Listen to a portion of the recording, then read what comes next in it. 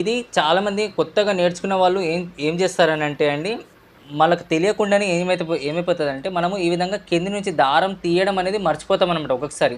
తీయకుండానే మనం ఏం చేస్తామంటే, కుట్టనేది వేసుకుంటా ఎళ్ళిపోతా ఉంటామనమాట. దానివల్ల ప్రాబ్లమ్ ఏమైతదంటే, కుట్టనేది వస్తది.